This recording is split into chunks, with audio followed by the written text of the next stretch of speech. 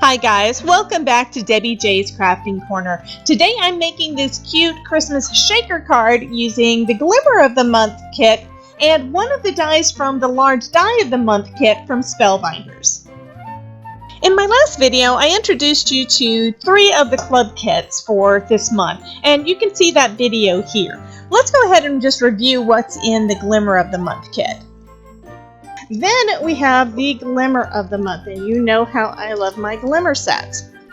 So this one is kind of the same thing. It's got a decorative border here, which if you look close, it's got holly and mistletoe. And then it's got this piece that coordinates with this other one. They both look pretty much the same, as does these two. They kind of look the same. So we've got all that, and you've got a couple of little glimmer sentiments to go along with it.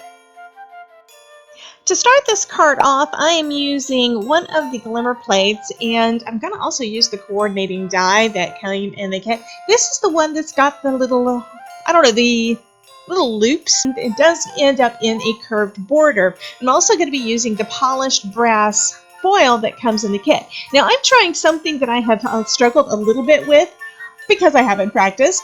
I'm going to be using the hinge method on basically a curved die, meaning a curved plate, which means it doesn't really have a straight edge for my tape to adhere to.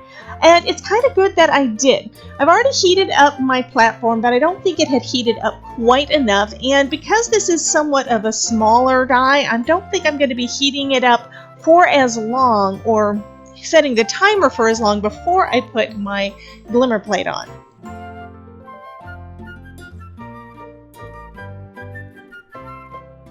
And this is why I don't think it got hot enough.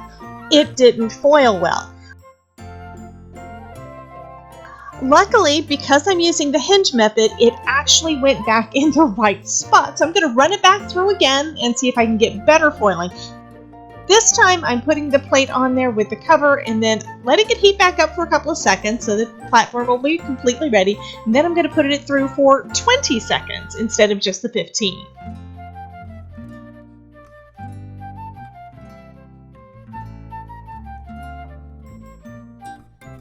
And this time it foiled perfectly. Next, I'm going to use the coordinating die that's going to cut out the edge around those little loops to basically give me a border edge that has got all that pretty foil on it. I'm going to go ahead and run that through my Gemini Junior.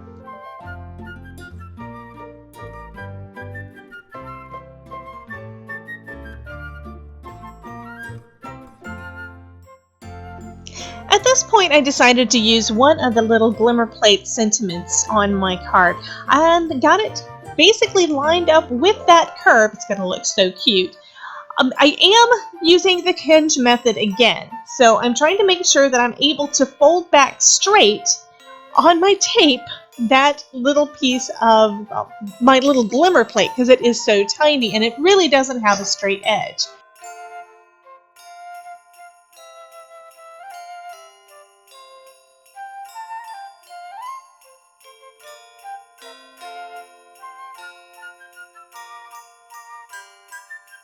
Now this one foiled pretty well, except that little piece of the S at the end. It's where I didn't get this far enough up on my glimmer plate, so I'm adding a little piece of foil underneath that. I'm going to run it through again.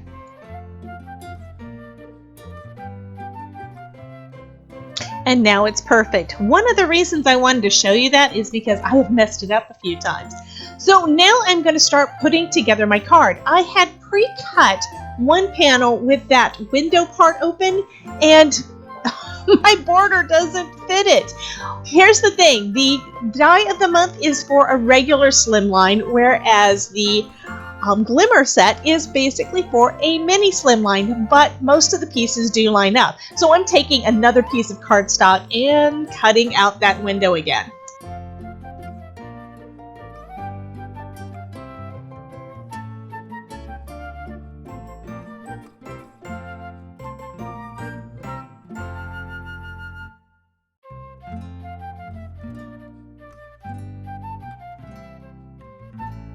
So it looks like these are going to work pretty well together.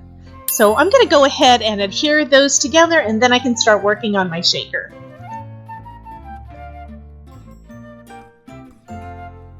I usually use foam tape for my shakers, but I also know that a lot of times I can't quite get enough, I don't know, space unless I really layered it up. So I decided to do something a little bit different this time. I'm using some craft foam that I picked up at Michael's that is about like a 1/4 inch thick, so it is some really thick stuff. And I'm going to just basically cut my foam from that. I'm cutting along that border that I just drew on there from one of the dies, and that way I can make sure that it's going to fit basically perfectly.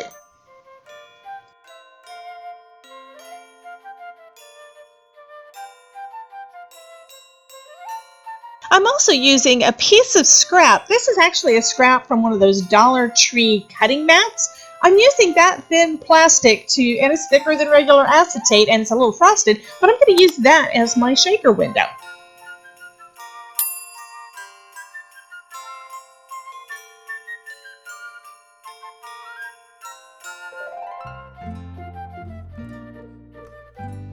Next, I'm going to adhere that foam down. I'm using some double-sided scrapbook.com tape for this and some art glitter glue because I want it to hold really well. The art glitter glue would probably work just fine on the cardstock, but I don't know that it would hold onto that plastic that my window's made out of. So I'm putting that in place, and then I'm going to do the same thing on the other side. So this card is going to be pretty thick. Other than just in that window, I'm going to have foam covering pretty much the whole thing. At this point, I realized that there wasn't going to be any foam on those, basically on the edges of where the die was, so I'm cutting a couple of little pieces to fit in there.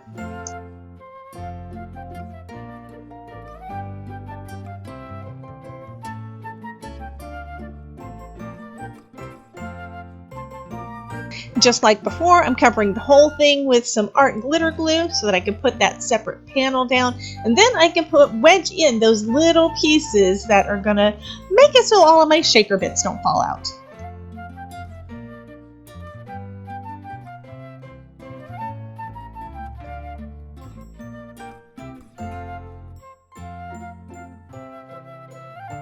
Then I can trim off the excess and give that glue a chance to dry. For the shaker bits, I'm using some Christmas confetti that I picked up at Dollar Tree either last year or the year before, and a few little seed beads.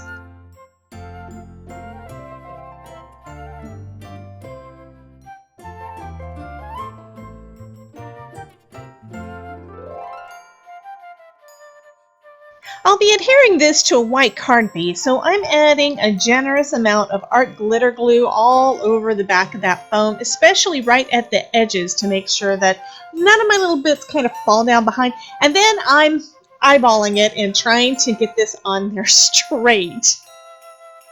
Now that everything is put together and dry, I'm going to add a few embellishments to the front of the card. These are all of some of those little bits that I die cut out extra when I was making my last card. So I'm putting a couple of little holly branches and a few little poinsettias on the front of this card.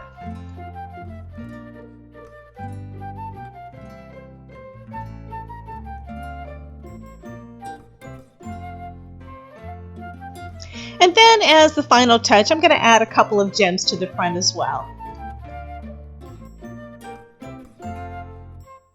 Thank you so much for joining me today. I hope my card inspires you to create some awesome projects, and I would love to see what you create. So come join us in my Facebook group, Crafting with Debbie, and show us your creations. There's a link in the description box below.